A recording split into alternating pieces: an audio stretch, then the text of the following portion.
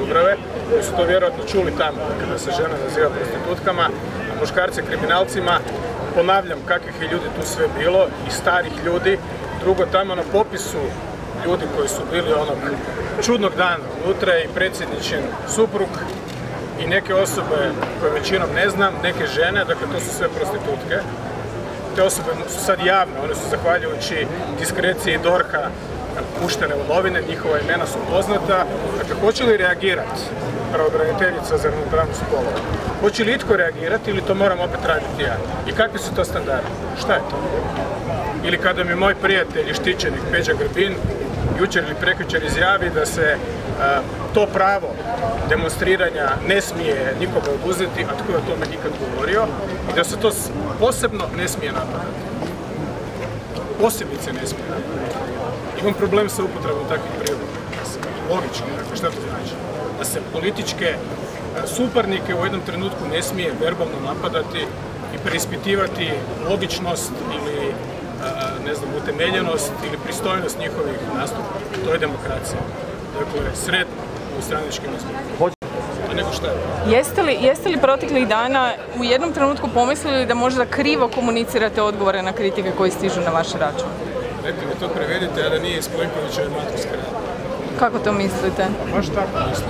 Što znači da krivo komunicirate? Sam ja dobio izbor, da su ljudi znaju s kim imaju posla. Već 15 godina. Ja se ne izdajem ni za kakvog dobrotvora i šarlatana kao većina mnogi drugi ljudi. Ljudi jako dobro znaju s kim imaju posla. Ja biram riječi. Što znači krivo komunicirati? To znači da vi niste razumjeli što sam ja rekao ili da sam nekoga, kad sam rekao da je namagarčan, da ga je netko zloupotrijebio, tu osobu nazvao magarcem. Mislim da Hrvatska treba više učiti školu. Obzirom da namagarčan ne znači magarc. Samo malo, slažemo se to. Da namagarčan ne znači magarc. To znači da je netko zloupotrijebio tvoje povjerenje. Ja nisam recimo namagarčan jer ja nisam bio ministar. I ja na kraju krajeva sam ipak jedan poseban izdvojen slučaj. Ja odgovaram više za sebe, a ministri ovise o premijeru. Dakle, namagarčani su. Šta je još bilo sporno u mom rječniku i komunikaciji? Pa spominjali ste i magarce, narikače.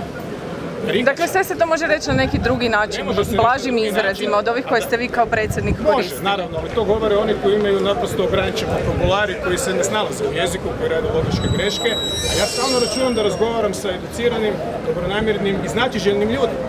Dakle, reći za nekoga da je samodopadna narikača ili da je običan guslar, muškarac, da ne bi bilo stereotipizacije, to ima svoj jako jasan, tradicijski, ako hoćete, koncept u Hrvatskoj. Guslar gusla, priča u stvari gluposti, poziva se na prošlost, zaziva mržnju prema drugim religijama, govori o slavnim bitkama, nakon kojih obično dolaze nove bitke i novi ratovi, a narikača dođu, otplaču, obrišu suze i uzmu 5 ili 50 kuna.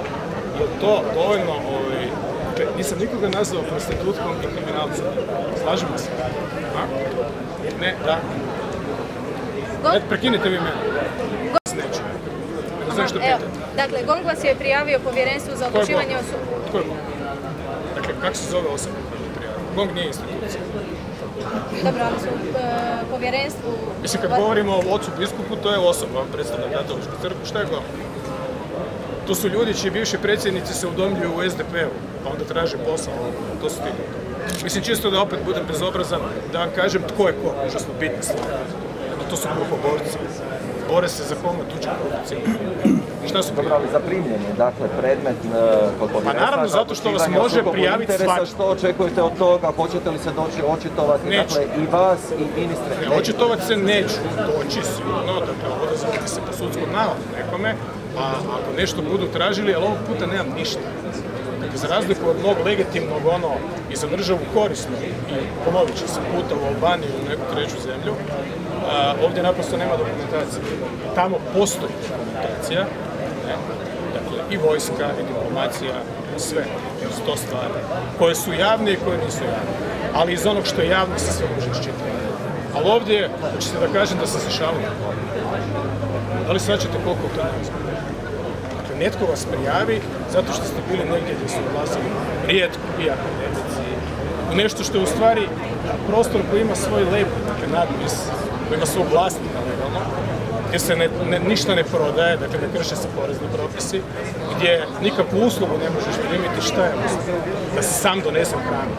Ali to su opet stvari gdje morate meni vjerovati na riječ. Jer ja otvoreno o tome pričam i onda nekakav sitni mentalitet te prijavi povjerenstvo.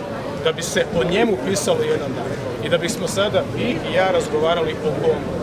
Tko su ti ljudi? Tko su oni? Imali GONG? Vodili ga netko? Koja je osoba koja je preuzela odgovornost da napravi takvu nečasnu stvar? To je baš nečasno. I ovo riječi korelare. To je baš nečasno, baš je jadno. Kako se ja mogu braniti?